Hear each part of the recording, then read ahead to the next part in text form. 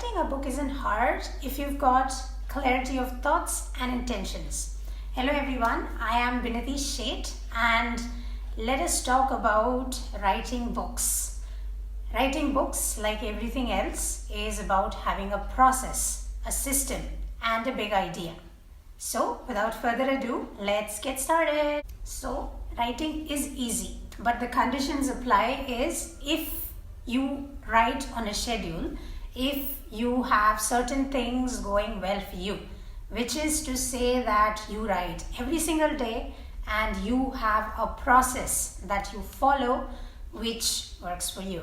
You have to fix distractions and you have to find a system, right? Distractions could be anything, whether you get distracted by the internet as you work on your laptops. It could be your phone, it could be your pet, it could be you not committing to writing at a specific time every single day, right? You just have to figure out what these distractions are for you and you have to address them by time-tested method referred to as developing a disciplined schedule, right? Per a very famous quote, creativity strikes every day at 9 a.m. or 9 p.m. or whatever it is for you.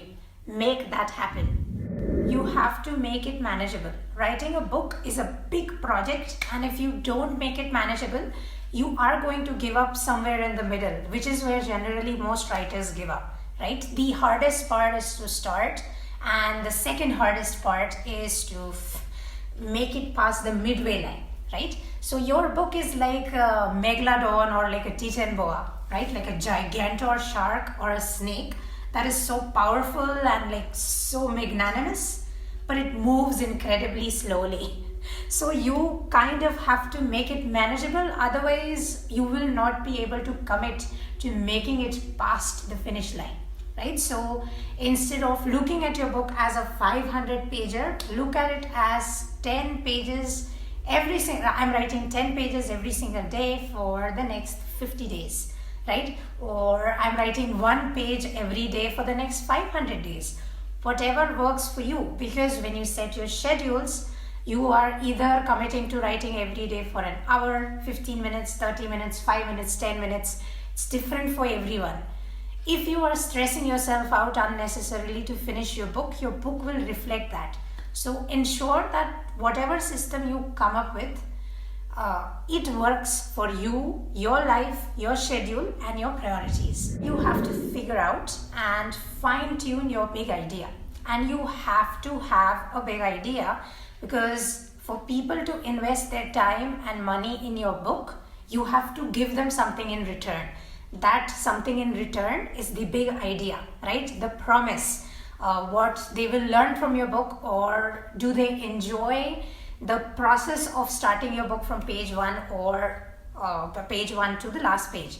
So you have to fine-tune your big idea, and to do so you will require to deliver information in a way that is palatable, that is favored by the readers, right? So no matter how good you think your big idea is, if your big idea bores the heck out of your readers, that big idea won't really work, right? So you have to figure out and fine-tune your big idea per how your work is perceived. Once the big idea has come in your head and you think that it is marketable, next you have to get to sequencing and outlining, or no, completely depends on you. Sequencing and outlining is when you know what your big idea is, you have decided this is where I'll start. You also have to decide this is where I end, right? Your book has to go somewhere. It has to start somewhere and it has to end somewhere. Even if you look at books like Flowers for Algernon, which begin and end in a very same way, there's a journey, right? There's a very satisfying journey which makes the same beginning and the same ending make a lot of sense to the readers. So you can sequence and outline if it works for you. It works for a lot of writers, and if it doesn't work for you, it's okay. All that you have to know is where you are going. You have to reach from point A to point B. You can take a straight path, you can take a diagonal path, you can take a roundy part. You can move all over the place and then finally reach B. Up to you, up to what is working for your book. But the A and the B, that has to be declared, at least in your notes, right? The readers don't need to know this. You're the only one who needs to know this. And we will be talking about Aristotle's Poetics in the upcoming videos, but to give you a very brief summary of what Poetics teaches us in its essence, it's every good story, fiction or non-fiction, has two things. You have intention, what I want to do, and you have obstacle, what is stopping me from what I want to do, right? So in your book, whether it is a fiction or a non-fiction, there will be an intention, and to get that intention or to stop that intention from coming to fruition, there will be obstacles, right? And that is how we build attention actually. We have declared our intention as quickly as we possibly can so people know what the book is about, and then you encounter the obstacle. What is stopping you from achieving your intentions, right? So that is how you keep readers hooked throughout your book, so to speak. So we will discuss Poetics in detail in a future video. However, always remember that intentions and obstacles, they have to exist in your book. Otherwise, people will get bored. Let's come back to the writing tips. The next tip is about starting your research. Researching your book is important because whether you're writing a fiction or a non-fiction, there are some parts of your book that will rely very heavily on factual on-ground details, right? And readers are very, very picky about the facts. If someone discovers that you have made a very big factual mistake in the very beginning of your book or somewhere, people are really put off when they discover that the author, the writer, has not conducted basic research, right? So you don't want that to happen. And if you're creating something entirely fictional, even that will be based off of something you saw in the world around you, right? What triggered your imagination, so to speak. So a great tip there is when trying to explain anything factual, even if it is fictional, try to explain it as if you are explaining a scientific concept. Human cognition loves to figure things out, right? So your readers would love it too. So explain things to them in a way you would explain a scientific theory or law. And that would make people really enjoy the book that you have written for them.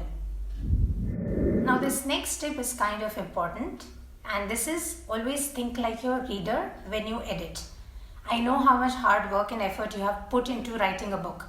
When you write a book, you are generally writing your book as a writer, right? And what that does is sometimes we over-explain things or we under-explain them. We assume that, oh yeah, reader would probably know this, or we skip over things that would require more of a context for somebody who does not know the details about your work or your life or whatever it is that your book is about, right? So when you sit down and edit your book, always think like a reader, because ultimately it is the readers who are going to give you the verdict on how well your book worked for them or not, right? So put some time between when you finish your draft and when you read your draft, because time is going to give you some perspective. If you start editing immediately, in my experience, what will happen is you are too close to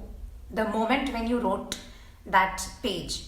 However, if you put some time there, developing that perspective of a reader would be easier. So edit like a reader rather than a writer.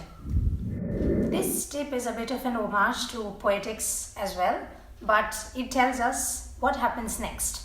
This is your best friend as a writer, because for a reader to keep turning the pages of your books like this in full excitement mode, you have to deliver tension, right? And with a non-fiction book, the tension can be created by whatever information it is you are supplying with your non-fiction book. With a fiction book, it is very literally you creating tension and then resolving it to later on escalate that tension much more, resolving it a little bit, but then plot twist, right? So what happens next is your best friend with a reader as a writer. Because if the reader is super engrossed in turning the pages of your book, they are going to recommend your book to other people because they enjoyed it, right? And if you do this properly, your book will be understandable to the reader. And if your book, every part of your book is understandable to the reader, they'll not be confused anywhere. Because they are not confused anywhere, the confusion won't mount. Because the confusion isn't mounting, they won't get bored with your work, which is what you ultimately want. So what happens next? Think like that when you write and edit your book. Okay? Your reader has to have that thought when they go through the pages of your book. Lastly, this is the last one. You have to endure. Okay? Like everything worth doing in this world, writing a good book and editing it and publishing it, that's going to take time. Whether you have set deadlines for yourself or not, whether your publisher or your writing friends have set deadlines for you or not, there will be moments where you will absolutely want to give up and not meet those deadlines. There will be moments where abandoning the book will seem much more comfortable, much more satisfying than actually finishing it. Just trust me on this and endure. Okay, if you endure that 5-6 minutes of self-doubt, which will creep in and convince you to abandon your book, just endure through those moments and keep at it. And trust me, your book is going to get written. This is where writing communities and writers you trust could come and play. You can just reach out to someone and have them push you to endure. So that's it for this video. I hope you gained some value out of it and you get that book written. Follow this series for more information that will be coming in the upcoming weeks. Thank you so much for listening. This is Binati Sheth. Bye.